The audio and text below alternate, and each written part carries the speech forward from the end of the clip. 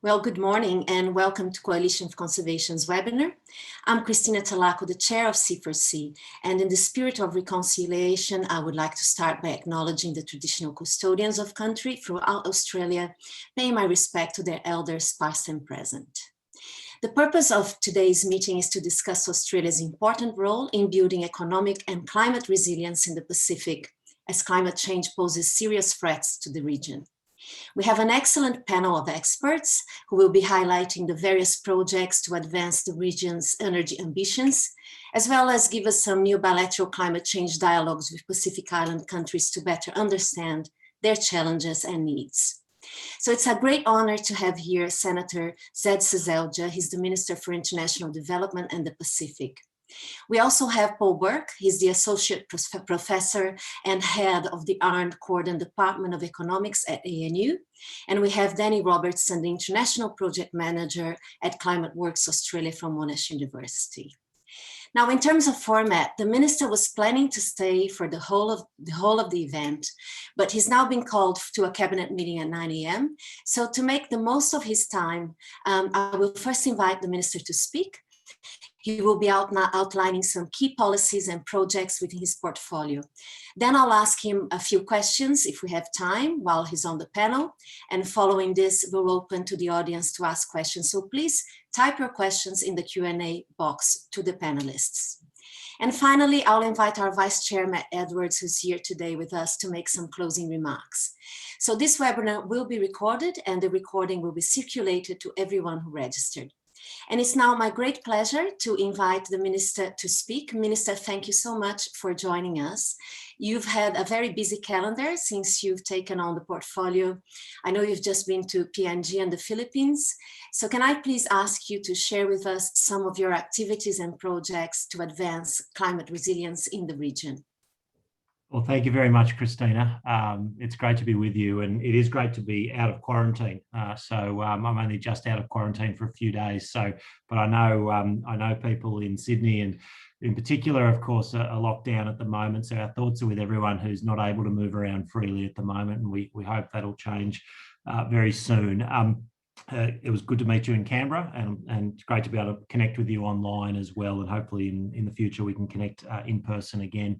I hope we're all getting some joy from the Olympics and some of the Australian success, but a lot of important issues still going on. And I just wanted to put a few thoughts on disaster and climate resilience in the Pacific and some of the work that we've been doing. And it is an important issue, not just for Pacific nations, but for Australia and of course all nations around the globe. And the Prime Minister has made very clear that Australia is serious about tackling and mitigating the threats posed by our changing climate, and particularly in the Pacific. And we hear very often, and our Pacific Island nations have been very outspoken about the particular challenges they face and the threats they see coming from climate change. And we've responded to those in a number of ways. And I'd like to go through some of those. So we're obviously committed to supporting all countries, but particularly our neighbours in the Pacific, to build resilience, to build climate and disaster resilience. And it must be said that that support starts at home in terms of our efforts. And I wanted to just briefly talk through those, because I think sometimes there is a talking down of Australia's efforts, and it's good to put it into comparison with other similar countries around the world, other developed countries, in terms of the effort that they are doing. So Australia has worked hard to reduce our emissions by 20% since 2005. Now, we hear a lot of countries talking a big game on climate change, but I think it's fair to say that if we look around at other similar countries, Canada, of course, having a very similar economy, New Zealand, our effort in terms of actual achievement on emissions reductions has been much greater. Our 20% compares to about 0.1% in Canada, about 1% in New Zealand. And across the OECD, the average of wealthy nations, the average reduction has been about 9%. So we're about double what other countries have done. And when we look forward to our targets for 2030, on a per capita basis, it's amongst the highest in the world at around 50% reduction. So we are putting serious measures in place and taking these issues very seriously. A big part of that has been renewable energy. It's been a big driver in Australia. 1 in 4 Australian homes have solar, the highest uptake of solar in the world. Renewable energy uptake generally is growing at a per capita rate 10 times faster than the world average, much faster than China or the United States or most other developed nations. But we know, despite this strong track record, there is still much more to do. And so we've developed a technology investment roadmap to guide an estimated $20 billion of Australian government investment in low emissions technologies over the decade to 2030. And through the roadmap, we're helping to secure around $80 billion in total new investment from private sector and governments in low emissions technologies by 2030. It will accelerate new and emerging technologies like hydrogen, carbon capture and storage, soil carbon measurement, low carbon materials like steel and aluminium, and long duration energy storage. Widespread global uptake of these technologies can reduce emissions or eliminate them in sectors responsible for 90% of the world's emissions. It will support us to meet and beat our Paris target and put us on track to reach net zero as soon as possible, and preferably by 2050. But we're doing this with technology, not taxes, so that it's fair, sustainable, and most importantly, keeps power affordable and reliable in Australia. Now, with those facts in mind, I'll now share some of the important work we're doing with Pacific partners through our $4 billion development assistance program. Now, we don't tell our neighbours and partners what to do. We work with them to achieve their goals on climate and disaster resilience. Through the 2018 Boy Declaration on Regional Security and 2019 Pacific Islands Forum Kanaki 2 Declaration, we're committed to supporting our Pacific family to build climate and disaster resilience. And as we set out in our climate change action strategy of 2020 to 25, we're integrating climate and disaster resilience outcomes across all sectors of our development assistance program in the Pacific. Most importantly, we've backed this up with funding Pacific countries need to achieve these outcomes. At the Pacific Island Forum Roundtable on Urgent Climate Action, Prime Minister Morrison announced Australia will invest at least $1.5 billion over 5 years to support other countries' efforts to boost climate and disaster resilience. That's a 50% increase on our previous pledge. And it includes a $500 million investment in the Pacific to support renewable energy development and climate and disaster resilience. That brings our committed and delivered funding to $800 million over the decade from 2016 to 2025. We're investing in critical climate resilient infrastructure projects that will contribute to the economic recovery of our region post-COVID. There are many examples, but I wanted to just name a couple. Australia is co-funding the first major renewables project in the Solomon Islands, the Tina River hydropower project. It's a US $240 million project. The Tina River Hydro will provide reliable green energy for the capital Honiara for decades to come. Australia contributed $10.4 million to the preparation phase of the project, as well as $18.4 million through to 2024 to help with the access road to the dam site and in supporting the project office. A few weeks ago, agreements were signed for the Australian Infrastructure Financing Facility for the Pacific to provide a US $22.7 million package to finance the development and construction of a 22-kilometre transmission system to deliver renewable energy generated by the hydropower project to Honiara. Likewise, in PNG, where I've just returned from, we've provided nearly $150 million in bilateral climate and disaster resilience support since 2016. That significant support is, of course, developed across many projects, but one example is $5.2 million through the PNG Economic and Social Infrastructure Program towards putting renewables into energy sector projects, such as Powerim Community, a competitive grants program for off-grid clean energy projects. So all up, we've delivered more than $400 million on climate and disaster resilience programs in the Pacific in the 5 years to 2020. Also a number of environmental project investments. For example, through the $2.3 million we've invested in the International Coral Reef Initiative and Global Coral Reef Monitoring Network, we're informing international efforts to conserve reef and associated ecosystems. This provides both a forum for global advocacy on coral reefs and assists managers of coral reefs at national and local levels. Our Pacific Blue Carbon Program $6.3 million over 3 years, is also supporting conservation and restoration of coastal blue carbon ecosystems, mangroves, tidal marshes and seagrasses, and strengthening livelihoods of local communities. So these examples show our long-term commitment to supporting climate and disaster resilience and environmental projects in the Pacific. It's critical that as we invest in infrastructure, we make sure that our investments are designed in partnership with partners' governments. They are fit for purpose and able to withstand the more intense pressures of a changing climate. So I'm very much looking forward to taking part in the discussion this morning. It is a big global challenge. We are playing our part. I'm sorry again that I can't stay for longer, but Christina, to you, thank you very much again for putting this on. Really appreciate it and appreciate the advocacy work that you and your organisation are doing for a better world and a better environment, and for our contribution to it. So thank you very much for the opportunity. Minister, thank you so much for the remarks and for giving us such an insightful explanation on everything that the government is doing in the Pacific. If you have a couple of more minutes, I just wanted to bring you now into the panel. We've got Professor Paul Burke here and Dani Robertson, but I'll kick off with a question to you. We know that there is this massive correlation between developing renewables and infrastructure with sustainable economic growth and bringing those countries also out of poverty. We know, for example, that diesel is what they tend to use in a lot of the Pacific Islands, and it's very expensive for them. So can you tell us if these projects that the government supports in the Pacific Islands, do they normally take also poverty reduction into account? How do you measure that? And how does this Australian infrastructure financing facility for the Pacific actually provides access to finance for those countries in the Pacific nations?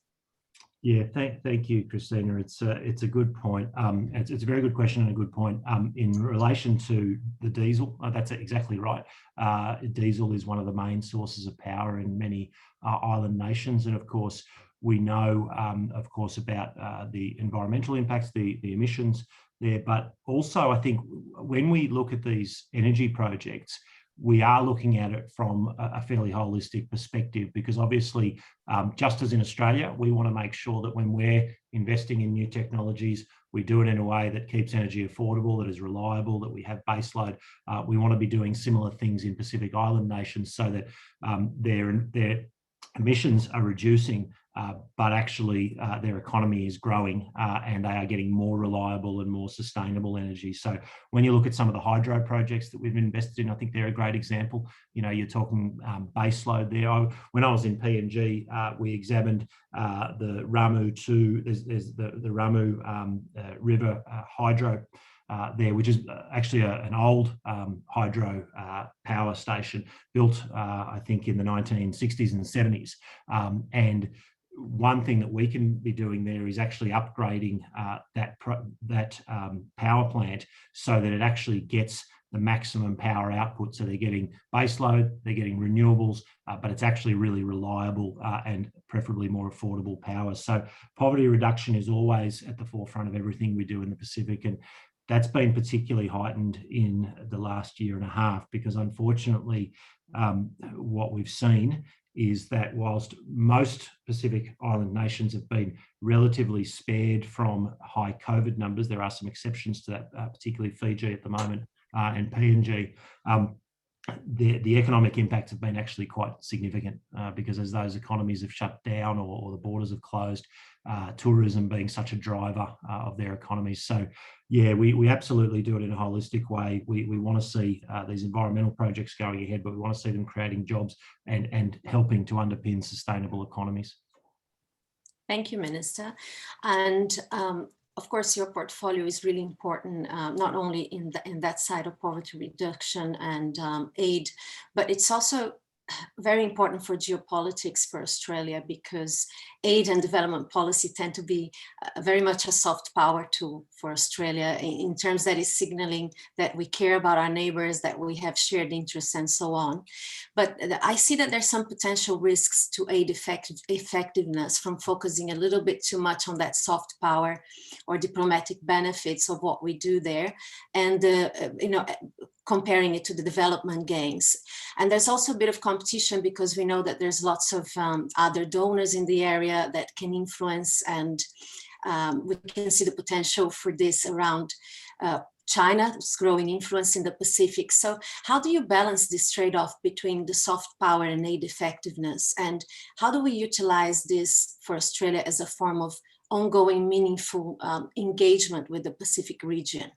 Yeah, that's an outstanding question. If I had 45 minutes, I could probably give a complete answer on it. But let me have a crack in a fairly concise way, because it is a big question. It goes to the heart of much of what we do in the region. So it's a very good question. When it comes to soft power, of course, in that broad sort of terminology, a lot of what we do is actually just naturally what Australia does in the region, and we enhance that. So when we have great connections through sporting links, through cultural links, through education, through churches, those sort of things that have been long-standing, well before, in fact, we had a more formalised aid program into the region, because Australia is so naturally connected into the region. So building on those things is something we do naturally, and of course the government takes that really seriously. When it comes to aid effectiveness, of course, I think it's quite complementary. If we look at the response to COVID, for instance, we've now delivered 900,000 doses to the Pacific. It'll be 1 million doses by the end of this week, and we've committed to 15 million doses in the Pacific. Now, you would say that is a demonstration of, I think, aid effectiveness, because we are helping those countries to get through this pandemic and be able to reopen their economies and therefore thrive once more. But of course, I think it's been very, very well received in the region, and rightly so. We genuinely believe, and the Prime Minister said, it's a moral and economic imperative for us to vaccinate the region. And he's absolutely right. It is a moral imperative because they are our neighbours and our friends. But of course, we have a self-interest as well, because until the rest of our region, and in fact the rest of the world, comes through this, we won't really be through the pandemic and be back to normal. So yes, there's sort of a desire to do good to our fellow human being, but I think there's also always a bit of national interest which infuses it. Thank you so much, Minister. We've got a few minutes left, and I just wanted to ask Paul or Dani if they have a question to you. It's the only opportunity they'll have to have a discussion with you. Professor Paul, would you like to start? Sure, and just to thank the Minister for the words. My question is looking to Southeast Asia, and in particular Indonesia. A lot of potential there in solar power in particular, and Australia, of course, as you said, we're world leaders really in solar. I wonder, should this be more of a priority in our development partnership with Indonesia? Thank you. Yeah, look, it's a good question. I'm sorry that I just don't have the figures in terms of investment in front of me when it comes to Indonesia and things like renewables. But I think you're absolutely right about the potential. And of course, Indonesia is. I mean, even if we were for one moment we were just to look at it as an economic prospect. Of course, Indonesia will be one of the world's biggest economies within the next decade or so, potentially. And so obviously their energy needs will be huge, and renewables and solar will be a big part of that. And you're right to say that we are a world leader. We're absolutely a world leader when it comes to uptake. We have a lot of the best technology. And of course, there's been efforts to look at how we can have solar energy that is captured here in Australia and then is actually exported through cables to our near neighbours. So Indonesia is right in the frame for that. So I think there is great potential. I think the short answer is it would be wonderful to see more of that focus, and I'm sure that will continue to be a focus, not just because it's going to be good for emissions reductions in our region, but also I think there's going to be great economic opportunities for Australia.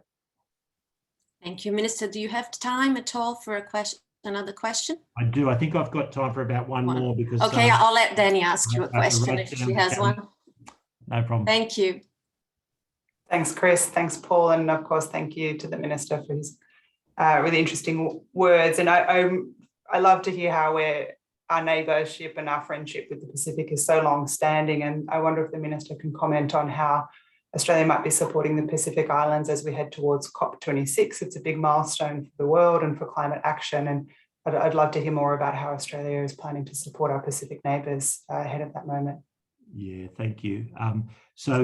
This is something, I had the opportunity to engage with economic ministers from the Pacific about a week and a half ago or so, when I was in lockdown in the early days of my isolation, and this was obviously raised, and our foreign minister has been having meetings this week, and in fact I think it was yesterday, and obviously climate change and COP26 is one of the issues that's come up, along with, I think, COVID recovery being sort of probably the biggest issue, and economic recovery as well. So we're going to continue to work with them. Obviously, Minister Taylor is working through what kind of specific policies will be taken to COP26 and what we'll have to say.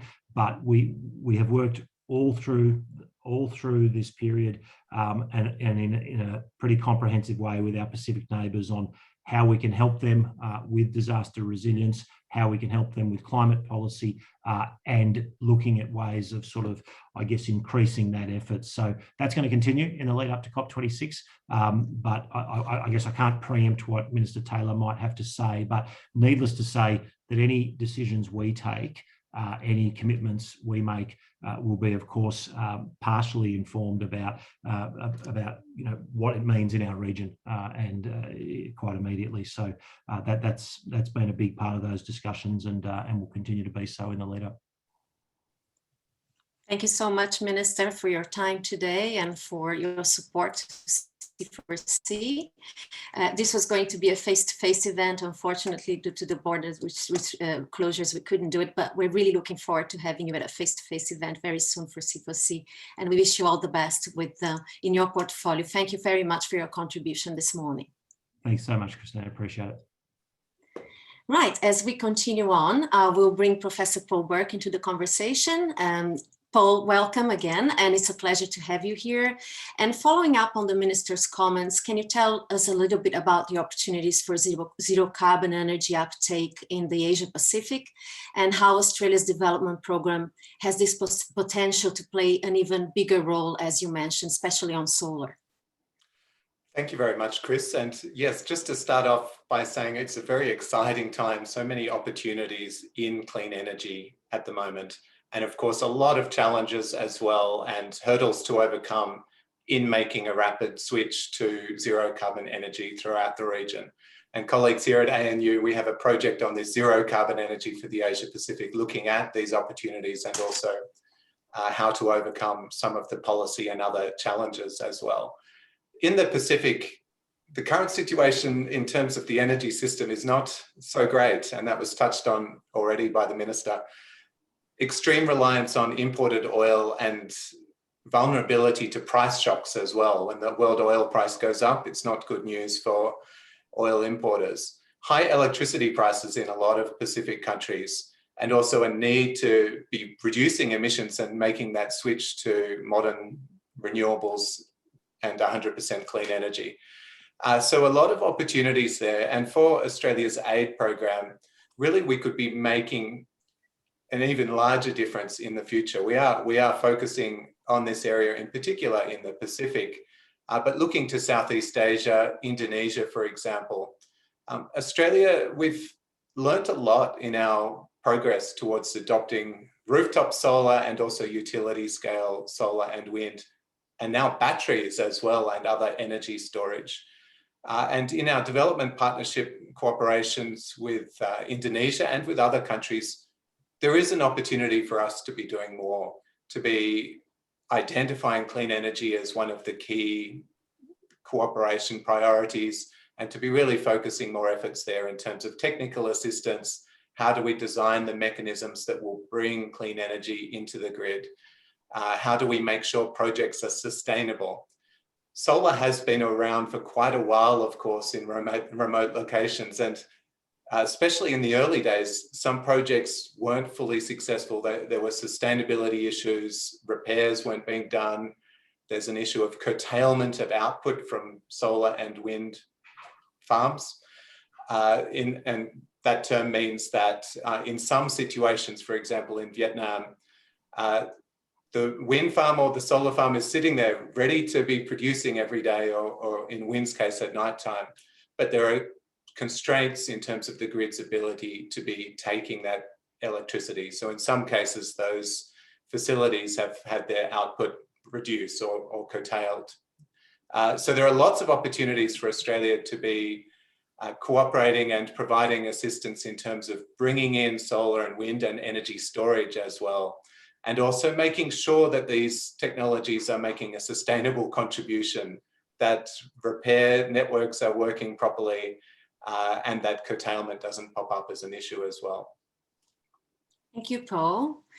I'm going to bring Dani into the conversation because she's here representing ClimateWorks, and ClimateWorks catalyzes action towards net zero emissions within Australia, but also in Southeast Asia and the Pacific. So Dani, can you tell us a little bit about your role and the projects you're involved with at the moment, and how people might be able to contribute as well? Sure, thanks, Chris, and good morning, everyone, wherever you might be. And thank you to C4C for having me on the panel. I guess I'm going to follow on from Paul and talk about some of those challenges that we are facing around the sequencing and the logistics of that transition towards net zero or to low greenhouse gas emissions world that's coming at us pretty fast in both Australia, Asia and the Pacific. I guess, launching off some of Australia's own policy commitments that do talk about the need for kind of a longer term view. That's what ClimateWorks looks at mostly. And we do focus on net zero out to 2050, which if the audience is familiar, under the Paris Agreement, it does invite countries to submit net zero mid-century pathways. And about 29 countries have submitted their plans so far, with another 40 to come before COP or at COP. Indonesia just submitted theirs last week, which is a great demonstration of leadership, particularly given how much they're struggling with COVID. And in the Pacific, we're also seeing countries have submitted these long-term strategies. And so that's my role at ClimateWorks. I'm supporting the Tongan government to develop their long-term strategy. And I think what's coming through in these processes, while it's a formal product that gets submitted to the UN FCCC, the climate change division of the UN, it's also an opportunity for countries to really think long-term. And if our audience is familiar with the Pacific, that ability to plan effectively for the future has been really negatively impacted by the dynamics of climate change and external factors and geopolitics as well. And the Pacific Island Forum Secretariat has done analysis that shows that complexity and scale of future risks and the cascading risks that often occur are often under-considered and poorly communicated or underestimated in the Pacific as well, when you're looking at their national plans and development approaches.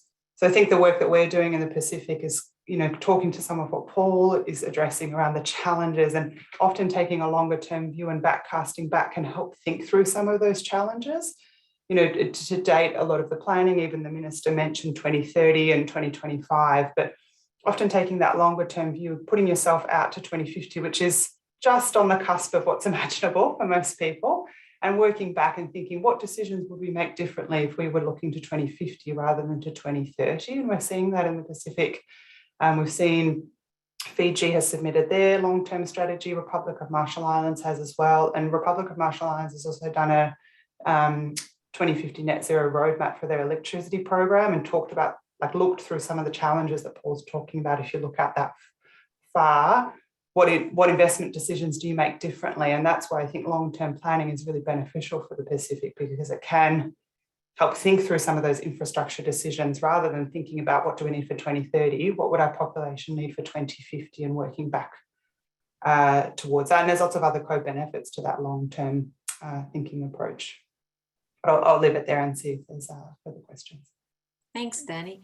And for both of you who have this experience in Southeast Asia or the Pacific, what do you hear from them in terms of our image, as Australia, in terms of our track record? Do they expect more? Are they happy with what we're doing? Are we integrating the exact type of projects that they actually need? Well, Chris, I myself have often been working in Indonesia and doing projects in Southeast Asia in particular. the rest of the world does notice what Australia does, and it's not always so positive, I must say, as well. So the removal of Australia's carbon pricing system. I'm an economist. I've heard that noted to me by quite a few experts throughout the region as perhaps something not to be following the example of, and asking a lot of questions. Why has Australia not really got a strong policy mechanism to be achieving its goal of reducing emissions? Currently in Australia, as the Minister mentioned, we've been relying quite a lot on uptake of renewables, in particular with the renewable energy target. Basically, that was a 20% of electricity from renewables by 2020 target. We haven't updated that. We don't have another one for 2040, for example. We don't have a cap and trade emissions trading scheme in place. We don't have a carbon pricing scheme, really a proper one in place. So I do hear that quite a lot. Throughout the region, there is progress in terms of experimenting with different economic mechanisms to accelerate this progress that we're looking for in terms of clean energy. So for example, Singapore has had a carbon tax in place for a couple of years now. And that is, of course, a mechanism which really quite reliably can help to drive down emissions compared to what they otherwise would have been. Another big trend in the region has been the use of reverse auctions. And that has been used in Australia as well, pioneered in particular by the ACT in the ACT's efforts to get to 100% renewable electricity. So reverse auctions are starting to be used in Indonesia, for example. And the good thing about reverse auctions is if there is a lot of competition in the auction, for example, to be supplying solar electricity, it could be wind or it could be either. If there's a lot of competition in the auction, that really helps to drive down the price that the utility or the government signs up to when they are signing up these new projects. So Indonesia recently had an auction round for floating solar PV. And the big news there is that they've been very pleasantly surprised by how low the price came in for that floating solar PV project. And that's been the experience elsewhere as well, for example, India, when large-scale reverse auctions are held. Thanks, Paul. And Dani, working with Tonga, what's their perception of Australia? Yeah, well, I can't speak to Tonga's position specifically, but I can certainly launch off what Paul was saying, and is saying if we look to Southeast Asia for some inspiration around our energy policy, we should be looking to our Pacific neighbours for leadership on climate change action. You know, they were instrumental in the Paris Agreement, getting those net zero wordings clear, because their survival depends upon it. It's not an if or when, you know, it's a now situation for most Pacific countries. And of course, they've been very clear about their position on Australia's lack of climate change action at the federal level. And I think we can look to them, you know, often we think that they look to us, but they are demonstrating really clear climate change ambition here. And they're also, you know, grappling with that intersection. I think one of the questions or comments talked around, you know, putting climate change resilience and disaster resilience together.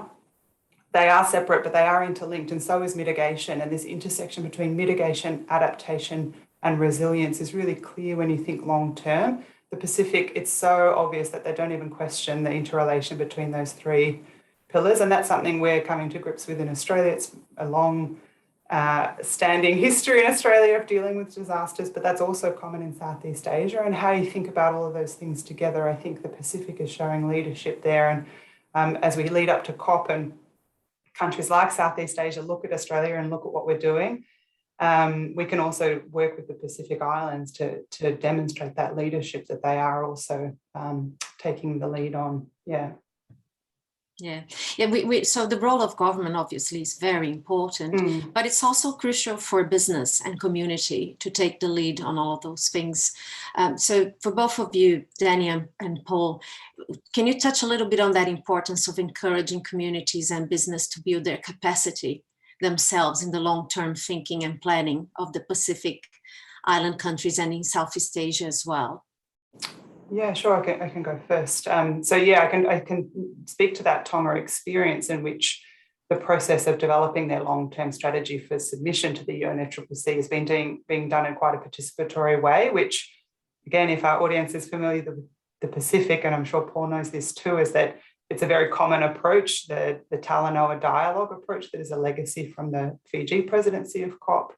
It's a way of coming together and conversing with open dialogue. And so we're taking that approach in Tonga, and in doing so, bringing together government, state-owned enterprise, which a lot of the energy companies in the Pacific are state-owned enterprises, business, private sector, and the civil society. And again, civil society is very strong in Tonga, very powerful around climate change action. And so the process of actually bringing those people together and getting them to think about that long-term future and that capability around what's often called foresight, or, the ability to use longer and broader views of possible futures to clearly appreciate all the rapid change and uncertainty. And, no one would have predicted any of the foresight that we'd have this global pandemic and this situation that we've got. And so we're seeing that in Tonga, the holistic planning approach can be really strengthened when you've got those different actors coming together. So they're all bringing their own perspectives. So they already have a lot of that capability, and they have their own expertise of what it looks like in Tonga or any other Pacific island for their particular sector. But sharing that together is really important. And there are conversations about, do we do this first or this first? Do we fund this or do we fund that? What do we care about as a country? What do we want our country to look like? And I think those conversations, Portugal's also seen that in their long-term strategy, Costa Rica and others as well. And just sitting down and having conversations about which investment comes first. How do we fashion that investment? Do we trade that off if we only have so much money for another investment? Those considerations, but welcome Paul's thoughts as well. Yeah, just to add in that the role of the business sector is just absolutely crucial. In some countries, the business sector is in front of the government and really taking up opportunities, in particular in solar PV, for a couple of reasons. One is that it can be a very cheap source of power, of course.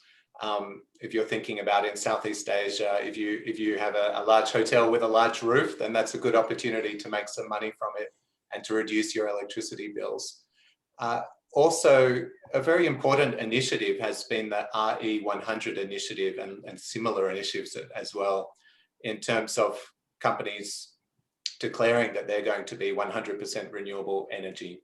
And this really puts a driver into the market for the adoption of renewable energy.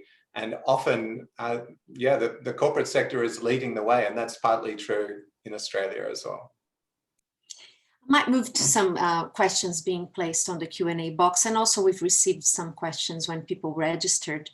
One of them is, what are the options to help create a more sustainable future with a focus on rebalancing our economy in the way factors in the ongoing carbon cost in a meaningful market-driven way that repays individuals for supporting renewables and reducing carbon? Paul, you mentioned the carbon pricing, and so did Dani, that we don't have, a carbon price. But how do you answer to that? Well, yes, I'm an economist, so I'm going to be highly predictable and say carbon pricing again. Carbon pricing is designed as a scheme to do exactly that. So to provide just an economic signal out there in the market to please try to be moving away from carbon intensive activities, switch to some other ones, and that will be a good way to save tax. Overall tax collections don't have to increase. It's possible to cut some other taxes at the same time. And there has been progress in the adoption of that in the region. I think it's important to mention that within the last week, just at the end of last week, China launched its national emissions trading scheme, which is going to be the largest emissions trading scheme in the world. So that is a major step forward in terms of carbon pricing. There will be challenges along the way, but that's a big step. And there is some progress elsewhere. For example, Vietnam is looking into the establishment of a carbon pricing scheme of some type, probably an emissions trading scheme. So that would be the key way. There are other ways to go about things. In Australia, the pillar of our climate policy at the moment is a subsidy scheme called the Emissions Reduction Fund, which is operated by the Clean Energy Regulator in terms of its running. This is another way to do it. So this is using taxpayer money to be paying for emissions reductions across the economy via projects such as tree planting, but also other ones as well. The problem with this type of approach is, can it really be scaled up to get us down to very low emissions levels? That would mean a lot of taxpayer funds being used for those subsidies. And also there are challenges around, there's quite a bit of paperwork and administration for the scheme. So we need to make sure that the companies that have promised to reduce emissions truly are doing it. And that measurement of that can be quite difficult. A preferable way would be to keep it as simple as possible, put in a carbon price. In a country like Australia, that's relatively easy because we already have the data reporting coming up from facilities, from companies around the country under their compliance requirements. So basically we had it before. This type of system would be able to implement it again very quickly if we wanted. Just one more thing is that for Pacific countries, it's relevant as well. And for Pacific countries, carbon pricing is very easy to implement. Diesel, when it reaches the border, could be charged a carbon levy, and it is very easy to measure it at that point because it is a port. And diesel is the key contributor in the energy space to carbon emissions in the Pacific Island countries. So it is a relevant policy mechanism in the Pacific as well, and one perhaps for the future. Would you like to comment, Dani? Yeah, thanks, Chris, and thanks, Paul. And I completely agree with the sentiment of the question around the need to rebalance. I think this last 18 months has shown us maybe some of the patterns of our consumption and behaviours need to be changed. And I think this change is somewhat being forced upon us in some ways, but also perhaps a necessary part of the net zero transition. And I think, you know, you look at countries in the Pacific, that Fiji's GDP has shrunk by 19%, which is just an incredible amount, given that they're already, you know, not even only just emerging as a middle income country, and tourism is the main source of that. And so, yeah, I do welcome that need to rethink about it. And again, I would kind of encourage a level of transformational thinking that we're perhaps just getting used to now, and getting practicing more and more. And again, a long-term horizon can offer an opportunity to move beyond the incremental thinking that we tend to be doing at the moment. We're focusing on 2025 or 2030, which is still really thinking business as usual. You're just taking your current situation, you're pushing it out to what could be in 5 years or 10 years' time. And again, going out further and then backcasting allows for a bigger scale and a pace of change that we can imagine a more of a desired end state. And I think some of those Pacific countries are trying to practice that approach. And I'm sure in Australia it would be welcome as well in terms of meeting our own Paris Agreement to a net zero mid-century goal. Thanks. And I think you both, Paul especially, has probably answered this question that, you know, the alternative to a carbon price, which somebody's asked, is it possible, preferable even, to achieve emission reductions via government intervention, subsidy, or business action rather than the taxes or trading? For example, using solar subsidy, nuclear battery incentives, infrastructure investments. So I guess you kind of touched up on that, Paul, but is there anything else you want to say on that option, because we don't have the carbon pricing yet? Well, there's a lot of work in terms of theory and looking at other countries as well. For a market-based economy, the preferable way to be steering towards low emissions is just to put a price in place and then let the economy do the job. It is possible to go in a different way and to put subsidies here, there, and to try to pick things that are worth subsidizing. The mistake there is that sometimes you pick the wrong thing to be subsidizing. Some of those things might not end up actually being low-cost solutions to be reducing emissions. So there are other ways to do things. There are many tools in the kit when we're talking about public policy. And it would be possible, for example, for Australia to go for another renewable energy target, something ambitious by 2030, for example. And we know that moving to renewables is going to be part of the low-cost path for reducing emissions as well. So that type of approach is certainly one that makes sense if we're just leaving carbon pricing out of the equation. Yep, go for another renewable energy target. But do be careful if you're thinking about some other ideas here, there, and everywhere. Some of them might be good ideas, but remember, some of them might also be quite expensive. Just as one example on that, in California, for example, they've had cash for clunker programs for getting rid of old cars. And it's a financial incentive to people to retire their old car, which is using a lot of fuel in its use. That type of approach can involve a huge cost to the budget and can be a very expensive way to be reducing emissions. So if we're trying to pick winners here, there, and everywhere, some might seem on face value to be a good idea, but actually are expensive options. Renewables and bringing them into the electricity grid, that does make a lot of sense. So ramping up our renewable energy target is a real option we could go for if we don't want to go back to carbon pricing. Thank you. Moving on from carbon pricing, there's a few other questions on other types of renewables. What opportunities are there to develop tidal generation in the Pacific region? Is Australia engaged in any of these projects? Does anyone know the answer to that? I can speak a little bit to the kind of innovative technologies that are coming through in the Pacific. And actually, I was going to launch it off what Paul was just saying too, is that a lot of the technologies that are coming through seem like good quick fixes, but they're actually incredibly expensive in the Pacific. You're talking about really small markets, small populations. Tonga's got a population of 100,000 in Tonga and 100,000 living outside of Tonga. Fiji's got 1 million at the largest, including Papua New Guinea. So small markets, it makes it very hard for these emerging innovative technologies to be rolled out. And so I know, for example, when the Republic of Marshall Islands did their electricity roadmap, they looked at some of the modelling of these new technologies, including wave and offshore wind.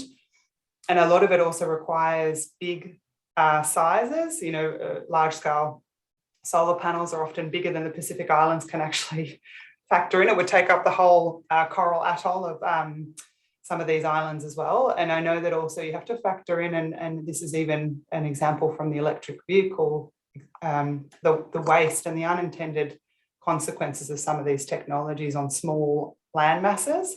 And so you can roll out EVs, but what happens with the waste of those electric batteries? How is that disposed? Or you could think about solar or wave energy or offshore wind, but you do also have to consider what does that do to that environment in which you've got a high population who are dependent on those oceans and fisheries for their livelihoods. So again, kind of talking back to what the Minister was talking about, the interaction between the development goals of that country, sustainable development and climate resilience as well. Welcome Paul's comments. Just to add in there, it's always good to look at what other countries are doing, especially if you're a small country, and to be learning from others.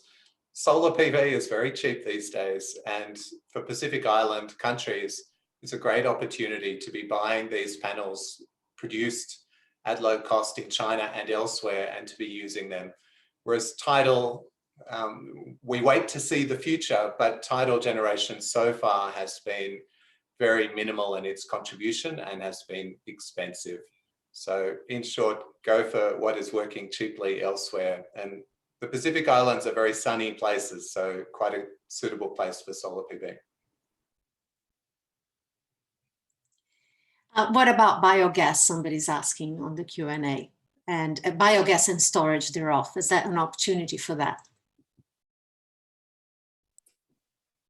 Yeah, from what I've heard of, there's some small scale plants, and Paul might be across more of the statistics, but I've seen anecdotally and heard about small scale plants. But again, it's about the cost of the scale of introducing that type of infrastructure. If you've got cheap renewable in solar panels and you've got a lot of rooftop and enough land, that is a better option than perhaps the expensive infrastructure of biogas as well. But I have seen it at small scale, especially around pig farms and small scale subsistence farming, and it provides a good solution.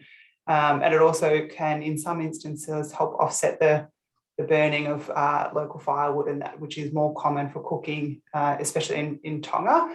But you also have to weigh that up against, and that's the same for any of the investment decisions, is how well do they stand in disasters? So you might have a really nice wind farm, but if a cyclone comes along and notches that wind farm off its very particular angle, that you then can't have energy. And some of the more traditional solutions, which we're finding is coming through in the Tonga process too, is actually are more beneficial to stick with, within constraints, obviously, because they do provide a quick response or are available once cyclones do hit, which are very common in the Pacific. But yeah, welcome if Paul's got any comments on biogas as well. Specific biogas projects can make sense. Everything comes down to the cost-benefit analysis of the project, of course. But for example, sugar in Fiji, as just one example, there's a big opportunity there to be using the products from that aren't being sold in other ways or used in other ways, and to be using that for bioenergy production. And typically we're thinking on a small type of scale. That type of solution can make a lot of sense. And really what we want is out there in the economy for these low emission solutions to be pursued, and for the ones that make the most economic sense in that local environment to be chosen. So if in one location wind is expensive and biogas is cheap, we do not want the wind there.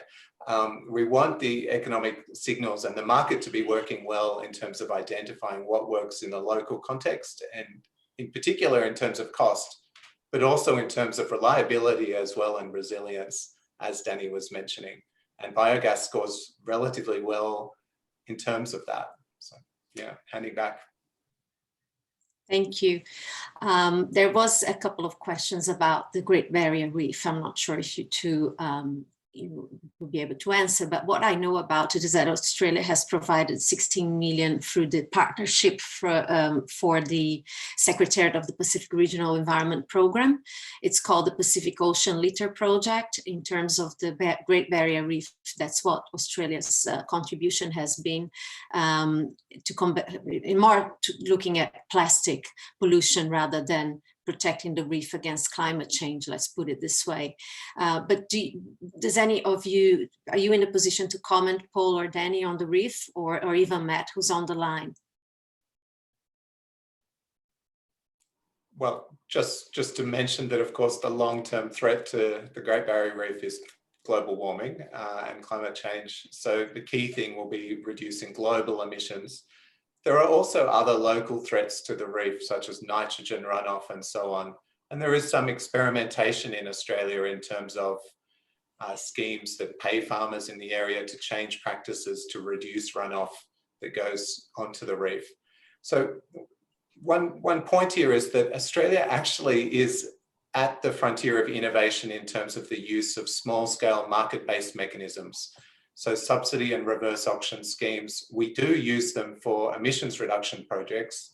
We do use them for renewables projects as well in terms of procuring renewables, but also we use them in some other contexts, for example, tree planting and encouraging farmers to change their practices, especially near the reef.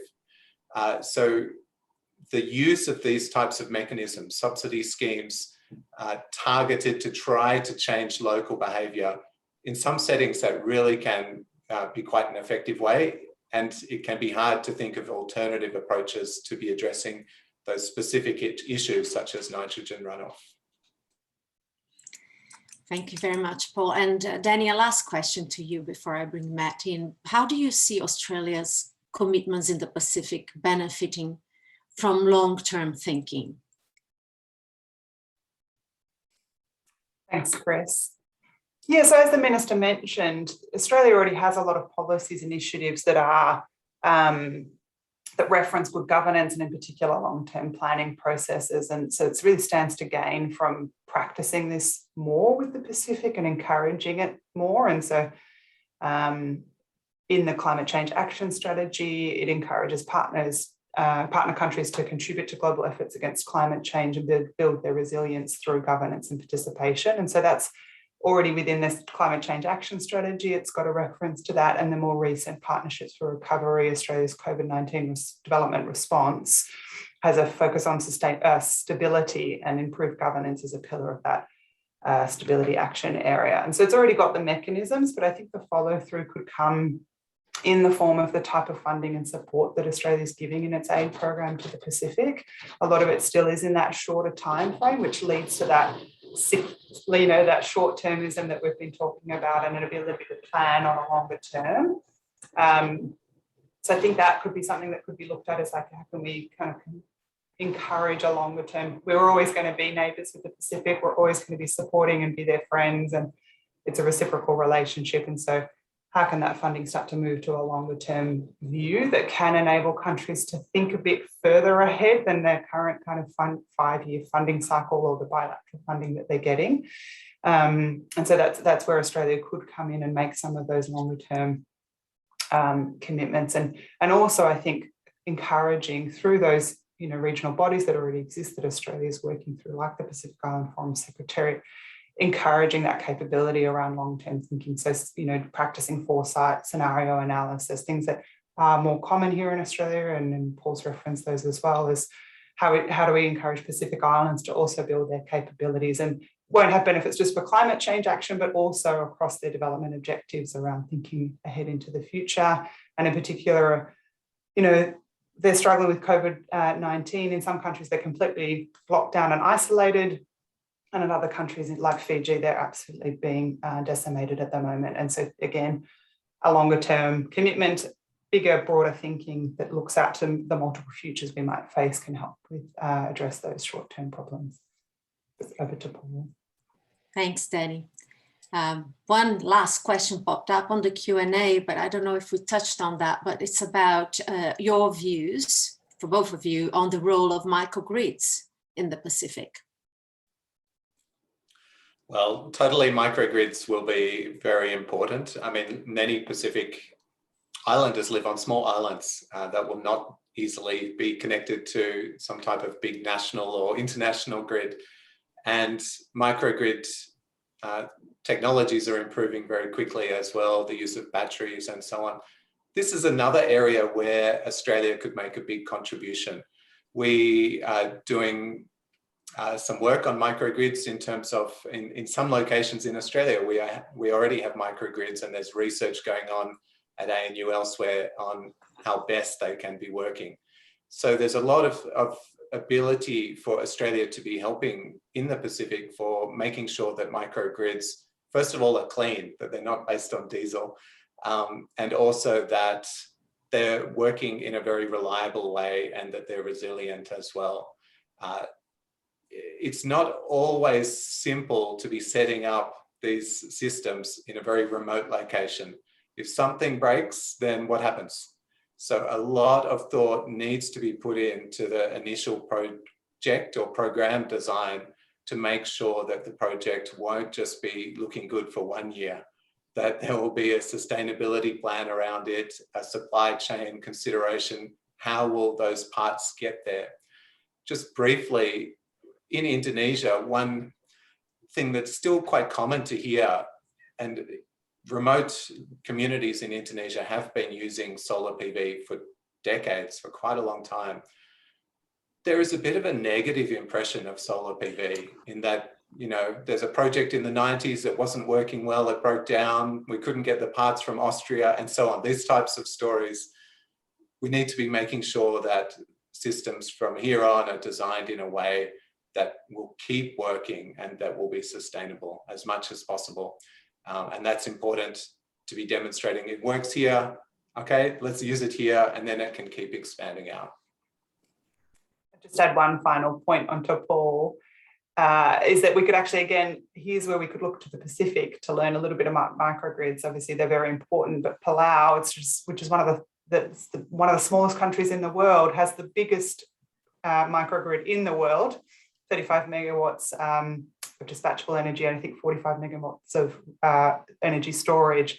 So again, yeah, they're very important. And in fact, Australia could also learn a thing or two from the Pacific on what they're doing around those small scale grids.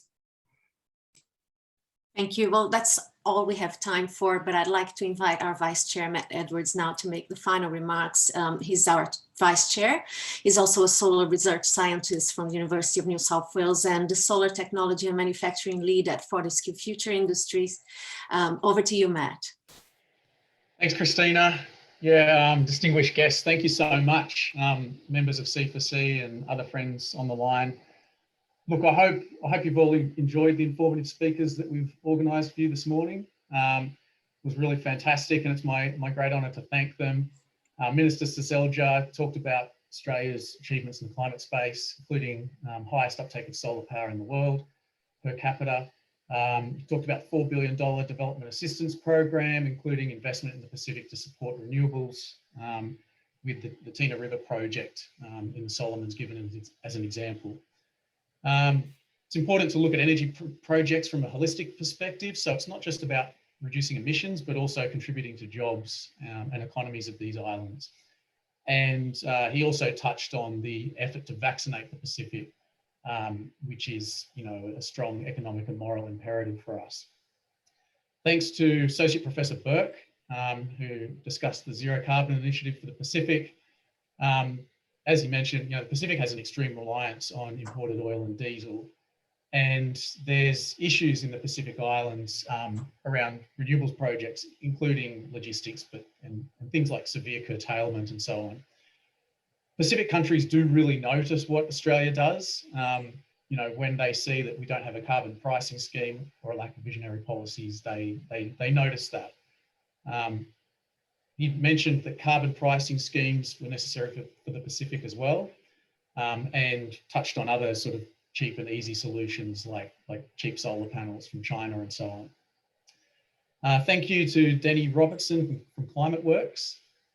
She mentioned how climate change and other crises affect the ability of the islands to plan for their future, which is so important, and touched on how ClimateWorks is helping Pacific nations to think through their challenges right out to 2050, and with a focus on achieving net zero.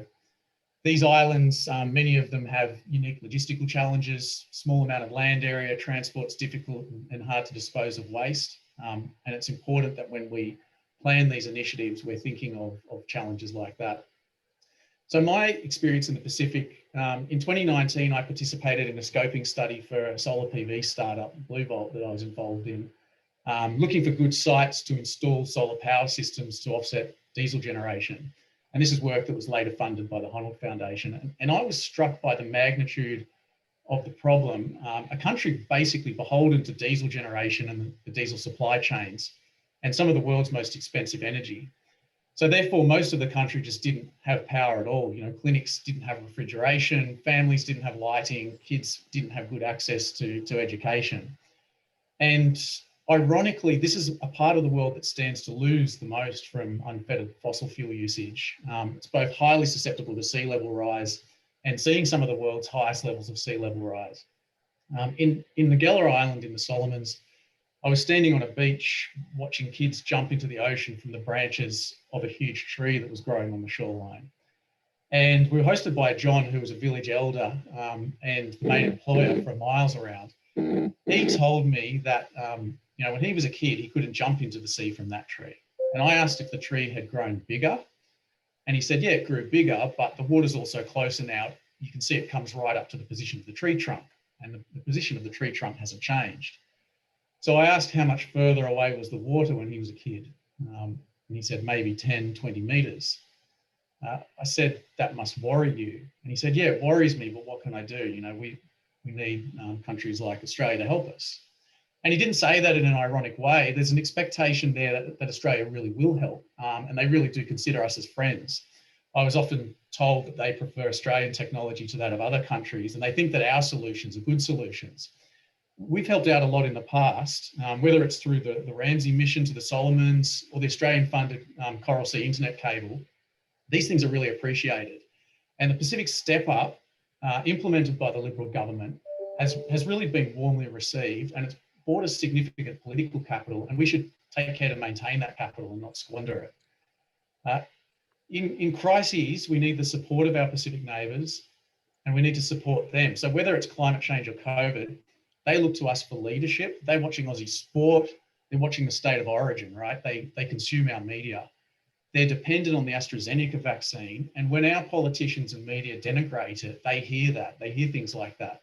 And that causes problems for their own populations. When they hear leaders in the Australian community politicise climate action or push damaging falsehoods, that says to them that Australia doesn't really care about them. And when they think that we don't care, they're more likely to accept the embrace of powers that don't necessarily have our best interests at heart.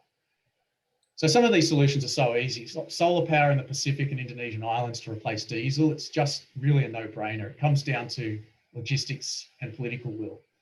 So we should step up, because honestly, their success is our success. We're all in this together, particularly in the Pacific. I'd like to thank our guests again, and thanks very much to all of you, and I hope to see you at the next event. Thank you, Matt, and we hope to see you all soon. I hope you all enjoyed it today. Thanks again to Professor Paul Burke and to Dani for participating, and thank you so much to the Minister as well for his appearance this morning. We'll see you again soon. Hopefully we'll be hosting more events in the next month, which might be face-to-face. Thank you so much. Thank you very much, Chris. Thanks, Matt. Thanks, Dani. Thank you, everyone. Thank you.